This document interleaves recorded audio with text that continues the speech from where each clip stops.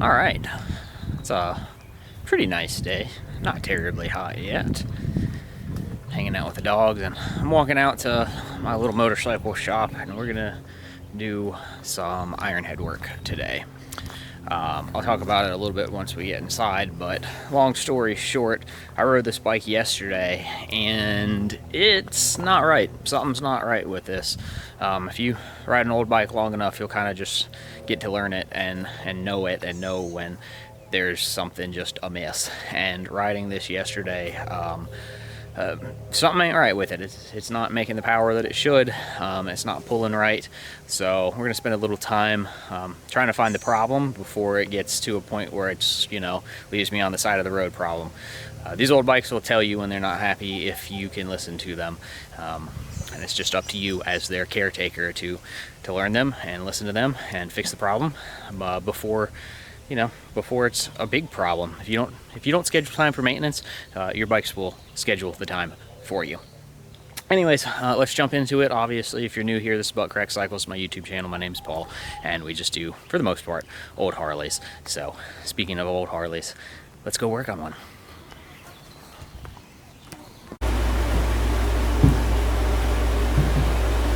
So, I'm gonna kind of talk while I work and explain what's going on here that makes me think I have a problem and why I'm pulling this air cleaner off to look at the carburetor. So I rode this bike on July 4th, and today as I'm filming this is the 7th. And I rode like 80 miles on the 4th, which is a pretty good ride for me on this bike.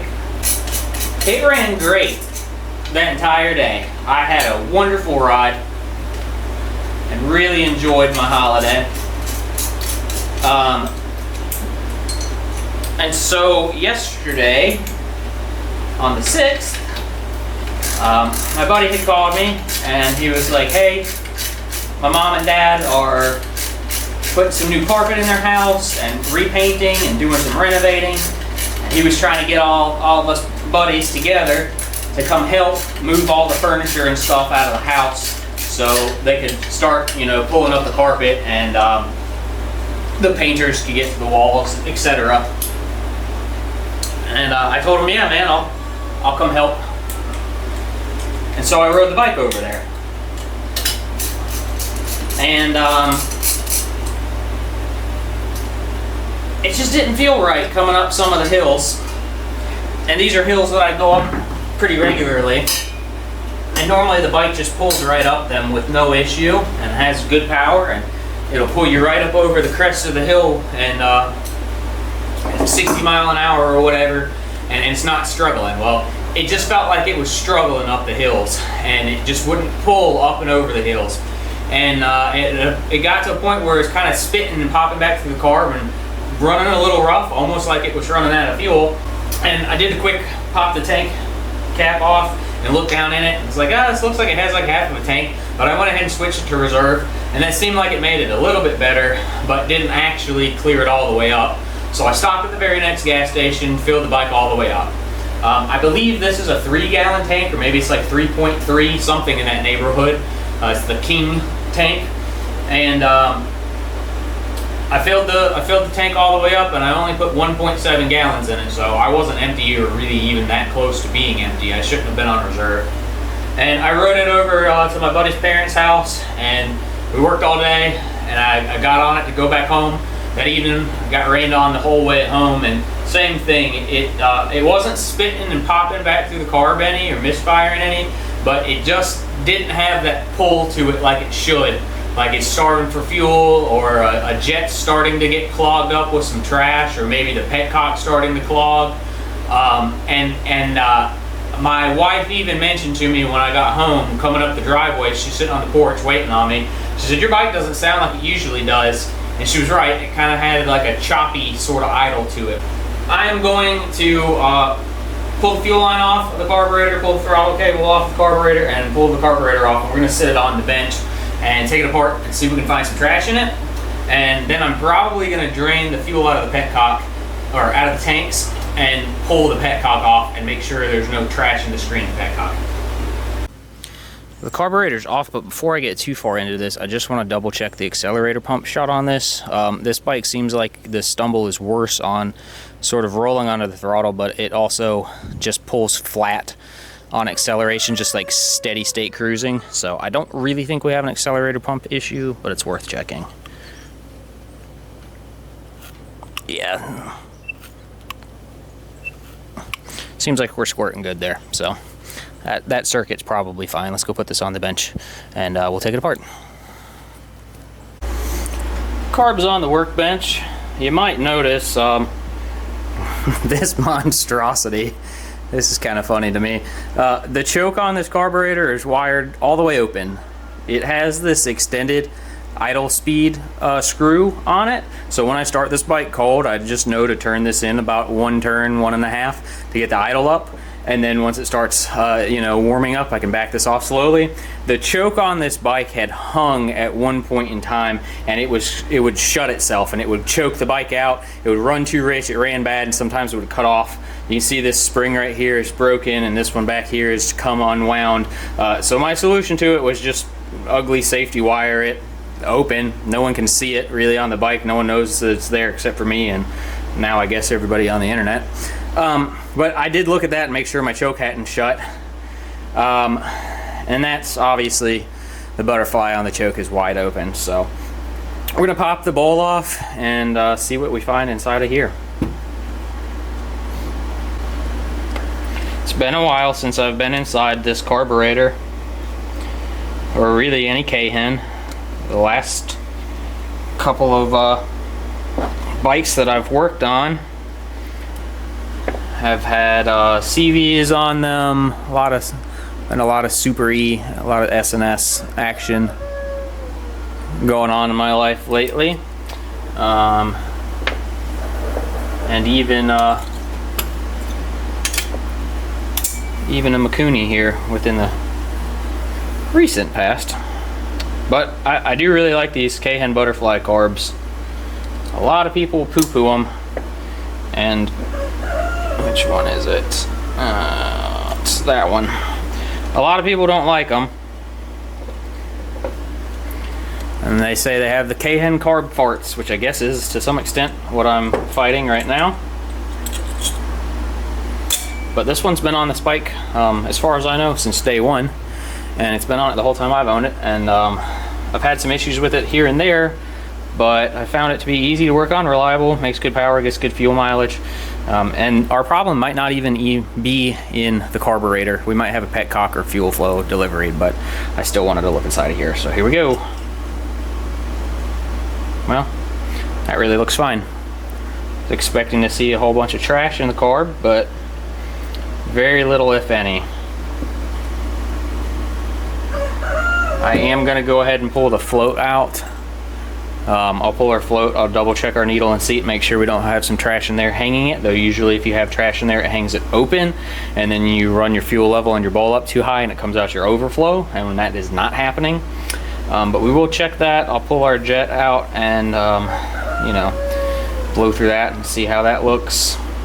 That's still intact, and we'll pull our idle jet, our slow speed jet out too, and take a look at that as well. I already know there's no chance of getting this on camera, but this is our idle jet. I pulled our main and held it up to the light, and it looked like it was very partially obstructed, and I blew through it with my mouth, and now it seems totally clean. Our idle jet though, you almost can't see through this thing. It's very hard to see through, and you can put your mouth on it and blow through it, and it's pretty tough to blow through. So I think I've got a set of like torch tip cleaner set that has about the right size to run through this. But before I do that, I don't really like sticking physical objects through carburetor jets unless I have to. I'm just gonna grab a can of brake clean with a straw and just try and puff through it like that. So let's see what happens. I don't know if that comes through well on the camera, but you can see, there you go, right there. Got a nice clear path of light through that idle jet now, which we didn't have before. So that might actually be our whole entire problem. I'm gonna put this back together.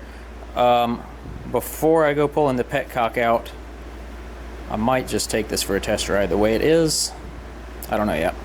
So I went ahead and decided that I wanted to drain the fuel out of this tank. So you can see I've got a fuel line coming down here to a gas can.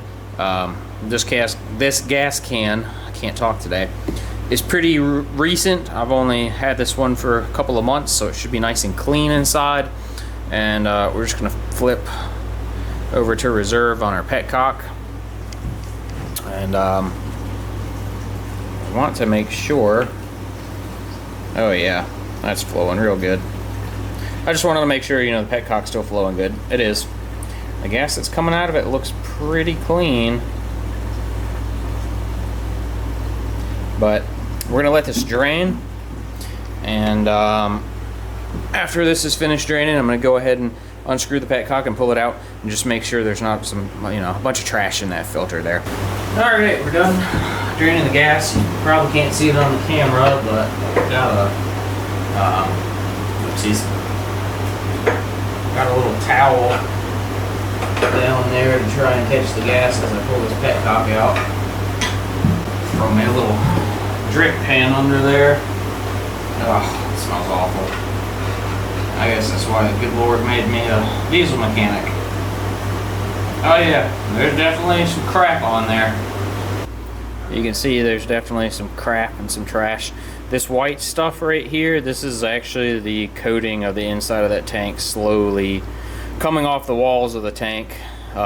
This is actually part of why I did not coat the tanks on my shovel head, just because this is not the first time I've seen a bike who's had the tanks coated come apart, and then there's some more of that tank coating and some more general debris and just crap.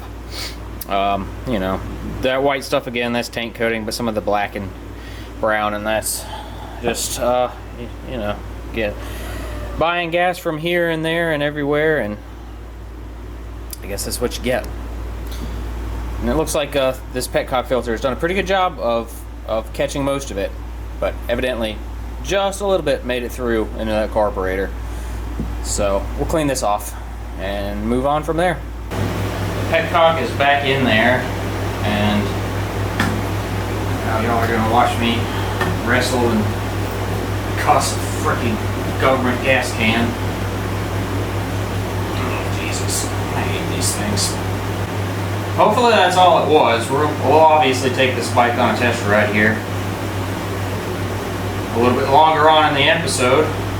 I'm still waiting on an intake gasket for between the carburetor and intake manifold. My local independent shop didn't have one, couldn't get one, or they were like a month out. Harley dealership didn't have one. They never have anything for old bikes. I don't really have anything for new bikes. All I want to do is just sell you $40,000 and $50,000 baggers financed at some ungodly interest rate. Anyways, I'm not really too mad at the petcock for letting that little bit of trash into the carburetor. You know, that's not really a filter on the petcock. It's really just a screen. I don't know how many microns those are, but it ain't much. And I'm not really too mad at these tanks for the stuff coming off of it, the coating coming off of it. This paint job has been on this bike for a long time, probably 25, maybe even 30 years, I would guess. But enough rambling. Let's fill this thing up and take it on a ride. So I ended up ordering some gaskets to go between the carburetor and intake manifold for the bike, and I put everything back together, and a few days later I cranked the bike up to take it for a test ride. You might notice that the motorcycle was sitting in my front yard with a towel over the seat. That's because it had been sitting there for several hours. I actually took the Ironhead out of the building and needed to leave it out for several days to make space for a 97 Fat Boy that a YouTube viewer, subscriber, and now customer had brought to me to fix up and get running. You will notice that the video you're watching right now has no audio in it, and it's because I was testing out a new microphone. I was really unhappy with the audio quality that I had been getting out of the old microphone from my GoPro, so I was testing a new one, and I got no audio at all. Guess I need to do some more testing.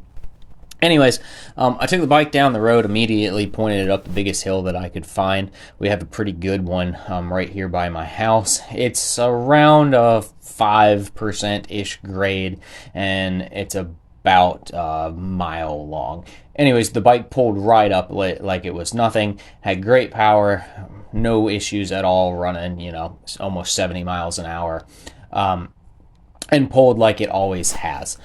So I made it to the storage unit, no issues with the bike, everything ran great the whole way there.